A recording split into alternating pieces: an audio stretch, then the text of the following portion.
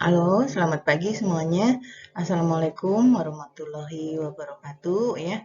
Eh, Mudah-mudahan semuanya dalam keadaan sehat walaupun di luar nih sekarang lagi mendung-mendungnya ya. Kayaknya enaknya diem aja tiduran gitu. Cuman hari ini jadwalnya kita harus kuliah mulai dari 9.15 seperti biasa sampai 11.15 ya. Hari ini pertemuan ke-10 dengan Ibu, kita bahas tentang perlindungan data pribadi. Nah, ini kebetulan Ibu dapat materi dari teman Ibu nih ya. Kemarin kita sharing-sharing, ternyata dapat materi ini simple tapi pasten bukan simple tapi apa namanya memang sangat dibutuhkan sama kita. Perlu pengingat-pengingat terus ya. Bagaimana perlindungan data pribadi itu harus kita save sedemikian rupanya ya. Oke. Jangan lupa absen nanti ya, absen kemudian eh, tugas nanti kita lihat apakah ada tugas atau tidak ya.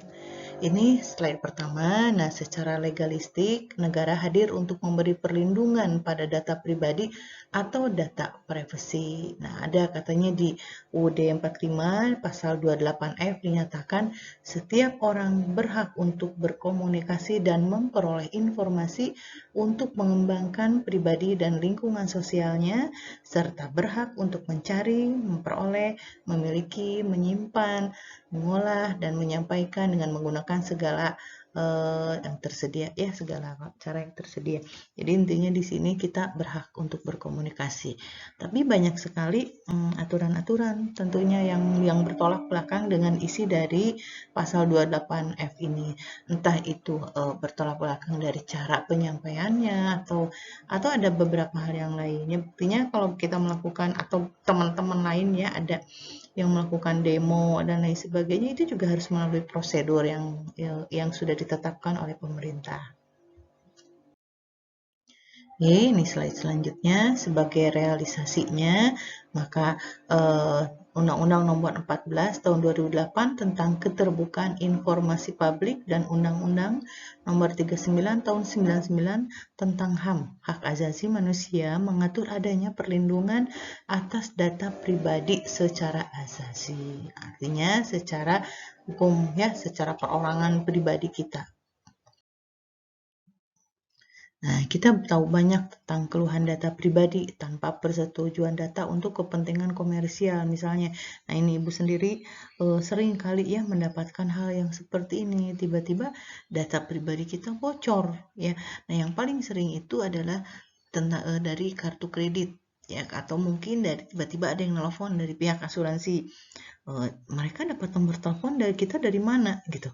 Terus atau mungkin kita ditawari oleh beberapa perusahaan yang menyediakan barang dan jasa ya, eh, yang menawarkan barang dan jasa kepada kita, tiba-tiba kita dapat telepon. Mereka dapat telepon kita dari mana?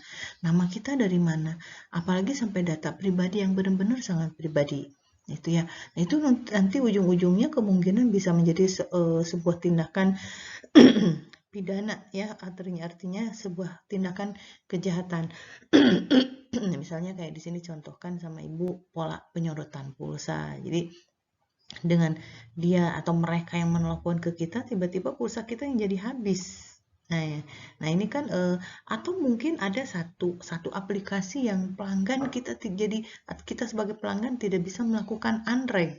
Jadi menerima konten yang tidak diharapkan itu juga salah satu hal yang sebuah pelanggaran ya untuk sebuah etika komunikasi. Artinya ada kebebasan berkomunikasi, tapi sisi yang lain kita juga mendapat tantangan seperti begitu ya. Tuh ada lagi yang kredit tanpa agunan dengan SMS spam atau SMS broadcast. Nah mungkin anak-anak ibu di sini ya banyak sekali yang menerima menerima SMS yang kalau kita katanya mendapatkan hadiah sekian puluh juta, itu dapat nomor kita dapat dari mana? Plus dengan ada namanya, misalnya selamat Bambang, Anda mendapatkan hadiah sekian-sekian itu dari SMS atau mungkin lewat WA atau bahkan sekarang langsung itu biasanya yang banyak bocor itu dari Telegram. Ibu sendiri punya Telegram, tiba-tiba banyak konten yang masuk nawarin ini itu, tiba-tiba kita masuk jadi grup gitu. Ibu aneh, ini kok bisa bocor gitu ya untuk data-data yang ada di ibu. Itu harus diperhatikan dulu juga ya oleh anak-anak ibu sekalian, apalagi kalau kalian berteman dengan teman baru gitu ya, terus teman barunya tiba-tiba so akrab dengan kita, pinjam inilah, pinjam itulah, pinjam KTP lah dan lain sebagainya, itu hati-hati. Data juga dengan cara mereka yang halus seperti begitu, atau misalnya pada saat kita jalan-jalan tiba-tiba ada yang menawarkan barang kemudian minta data kita, itu jangan dikasih ya. Nah, ini secara historis, perlindungan data pribadi ini di Uni Eropa telah ada sejak tahun 60-an. Coba bayangin 60-an. Jerman tahun 70-an ada undang-undang perlindungan data pribadi. Nah, di kita ini mungkin setelah itu ya, 70, 80 itu baru ada undang-undang data pribadi dengan beberapa pembaharuan sampai sekarang. Pembaharuan ini itu, tapi tetap aja masih bisa dihack gitu ya, data pribadi kita masih bisa kemana-mana. Jadi saran ibu sekarang sih kita jangan terlalu melihat aturan-aturan, karena aturan di sini juga banyak sekali kebocorannya. Kitanya aja yang hati-hati untuk mengeluarkan data pribadi kita.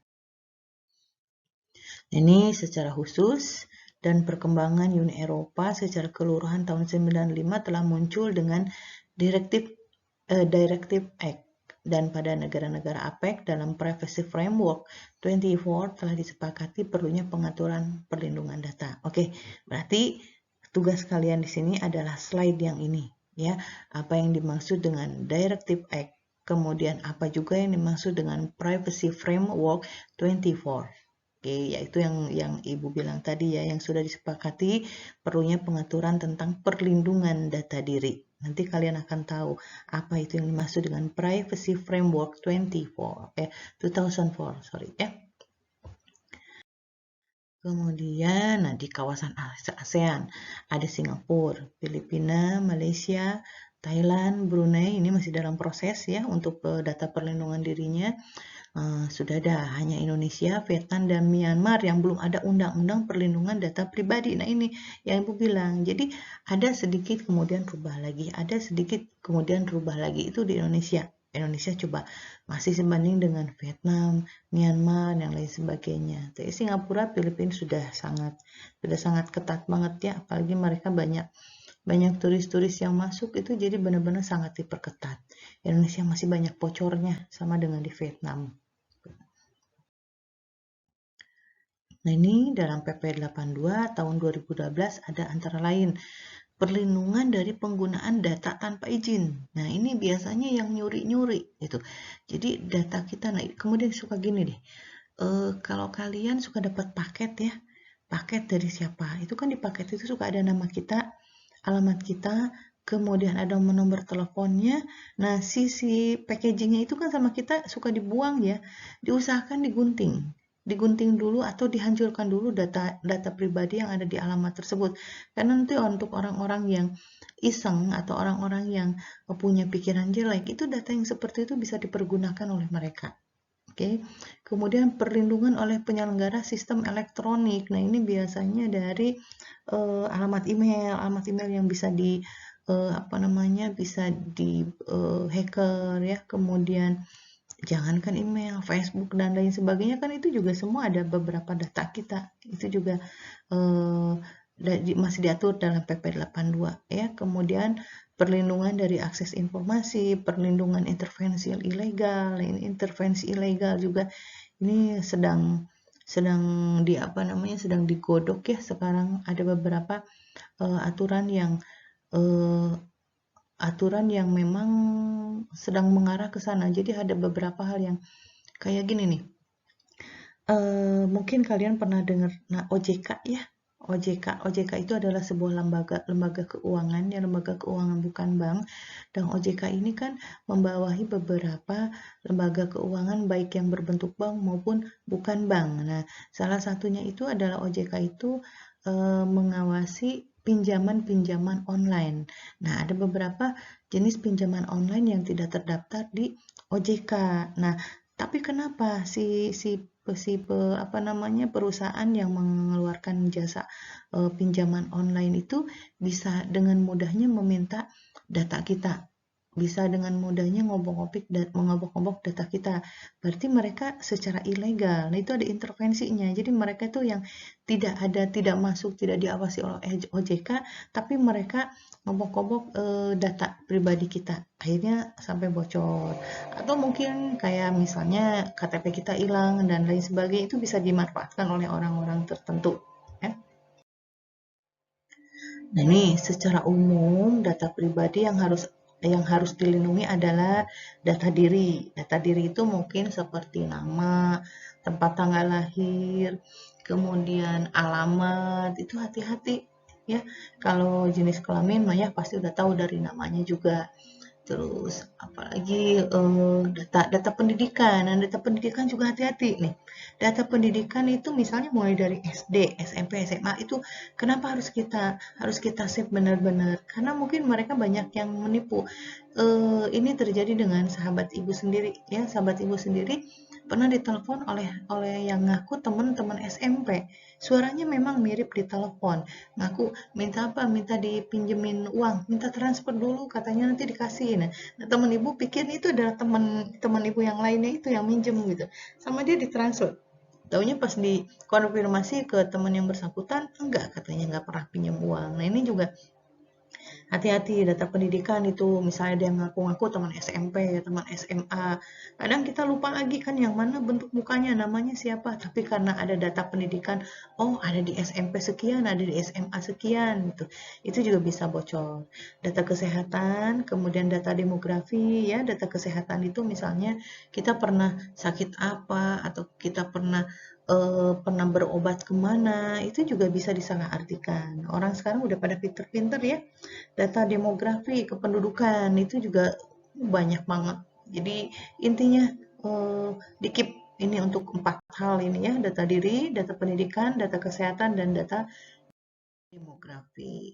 Nah, ini beberapa undang-undang di Indonesia yang kaitannya dengan data pribadi. Nanti silahkan kalian baca saja. Memang ini tahunnya lampau banget ya, 71, ada 2006 sampai dengan 2012. Sekarang sudah ada itu beberapa undang-undang. Kemudian nih pasal 26 Undang-Undang 11 tahun 2000 tentang IT. Penggunaan setiap informasi melalui media elektronik yang menyangkut data pribadi seseorang harus dilakukan atas persetujuan orang yang bersangkutan. Kenapa? Karena data pribadi merupakan hak pribadi seseorang, ya. Jadi nggak boleh dibocorkan. Nggak apa-apa Bu, ini mah saya mah teman-teman ini banget, teman dekat banget. Walaupun teman dekat banget, usahakan jangan sampai data pribadi kita bocor. Teman itu, ya kawan itu bisa menjadi lawan. Setiap orang semenit itu sedetik bisa berubah. So, jadi kita lebih baik prepare, kemudian kita lebih baik membatasi diri untuk mengeluarkan data-data pribadi. Ya, saudara juga banyak yang seperti itu, apalagi teman. Ini pasal 28G Undang-Undang 45, silakan nanti kalian baca sendiri ya. Ada yang bilang katanya undang-undangnya bilang begini, setiap orang berhak atas perlindungan diri pribadi, keluarga, kehormatan, martabat, itu udah diatur. Setiap orang berhak untuk bebas dari penyiksaan atau perlakuan yang merendahkan derajat martabat manusia dan berhak memperoleh suaka politik dari negara lain. Nah, ini mungkin hubungannya dengan ras ya, hubungannya dengan maaf seperti membuli juga itu diatur. Itu juga membuli juga sebetulnya ini contoh ada teman ibu ya. Dia pernah punya sakit yang sebetulnya sakitnya sama dia dirahasiakan, tapi karena data kesehatan yang bisa bocor ke orang lain, itu jadinya dia dibully karena dia pernah punya penyakit ayan. Penyakit ayan itu kan dia kan nggak boleh stres, nggak boleh lihat air banyak dan lain sebagainya. Nah, karena teman-temannya iseng pengen ngebully dia, akhirnya ayannya kambuh gitu. Teman-temannya tahu dia punya penyakit ayan, tapi ya namanya anak-anak isengnya, dulu teman ibu waktu SMP itu seperti begitu. Jadi sangat-sangat safety bangetnya untuk hal yang seperti begitu. Kemudian, nah ini administrasi kependudukan, pasal 84 Undang-Undang. Data pribadi yang harus dilindungi. Nah, Ibu yang bilang tadi, nomor kakak. Ingat, itu hati-hati. Nih, nomor induk kependudukan. Nah, ini kan kalau sekarang kan pakai SIM card aja. SIM card yang baru itu kan butuh nomor kakak ya. Kalau misalnya teman kita beli nomor baru, aduh saya nggak punya kakaknya, udah sama saya aja dipinjemin. Nah, itu juga tolong hindari hal yang seperti begitu. Kenapa? Karena nomor kakak itu adalah nomor yang amat-amat pribadi. Setiap orang kan beda-beda ya. Jangankan teman, untuk adik, kakak, sekeluarga aja nomor kakak beda-beda. Nih, nomor induk kependudukan, apalagi tuh yang Ibu bilang, tanggal, bulan, tahun lahir, itu juga harus hati-hati. Keterangan tentang kecacatan fisik atau mental, nah ini juga. Nik ibu kandung, nik ayah, beberapa isi catatan peristiwa yang lain ya. Nah ini kan kalau misalnya kalau kalian pernah buka tabungan di bank, selalu ditanya itu adalah nama, tempat tanggal lahir, nama ibu kandung. Ya, nama ibu kandung itu benar-benar setiap orang kan pasti beda-beda ya nama ibu kandungnya walaupun adik kakak tapi kan tetap nanti ada tanggal lahirnya. Jadi nama ibu kandung dirahasiakan saja ya. Nah, ini ada beberapa pola pelanggaran data pribadi. Misalnya muncul pada saat iktp dan penyadapan perangkat komunikasi tanpa koordinasi. Ini pada saat bikin iktp gitu ya, nanti ada penyadapan. Itu banyak sekali. Bisa oleh swasta, perusahaan swasta. Misalnya contohnya bocornya 23 juta pelanggan Telkomsel pada tahun 2011 serta data kartu yang diperjualbelikan. Itu kan yang Ibu bilang tadi pada saat kita beli kartu baru, kemudian kita pakai nomor kakak, nomor NIK yang punya kita ya, ternyata itu bisa diperjualbelikan. Lumayan beli data itu. Misalnya beli data karena pernah pengalaman sih sama Ibu ya. Satu data aja misalnya dihargai 5.000. Sekarang kali 5.000 data udah dapat berapa? 5.000 rupiah ya satu data. Misalnya Ibu mau membeli data si A gitu. Karena Ibu perlu untuk suatu prospek pekerjaan, entah itu untuk menawarkan asuransi dan lain sebagainya, itu dibeli datanya itu. Nah, yang ngebocorinnya siapa? Biasanya orang-orang yang pintar ngehack dan lain sebagainya. Lumayan kan? 5.000 rupiah kali 5.000 data. Tuh udah 25 juta. Ya, cuma ngasihin data doang. Gitu. Oke, gitu ya. Jadi tugasnya seperti yang Ibu bilang tadi, nanti kumpulkan ya hanya sedikit saja, nanti kumpulkan di e-learning, biasa ditunggu sampai jam 12 siang. Kalau ada yang ditanyakan, nanti kita diskusi di WA grup saja ya. Kemudian apalagi ya, jangan lupa absen sama apa Ibu Pak. Ya udah segitu aja ya. Nanti kalau ada yang ditanyakan boleh di WA group. Oke. Selamat pagi semuanya. Menjelang siang ini. Assalamualaikum warahmatullahi wabarakatuh.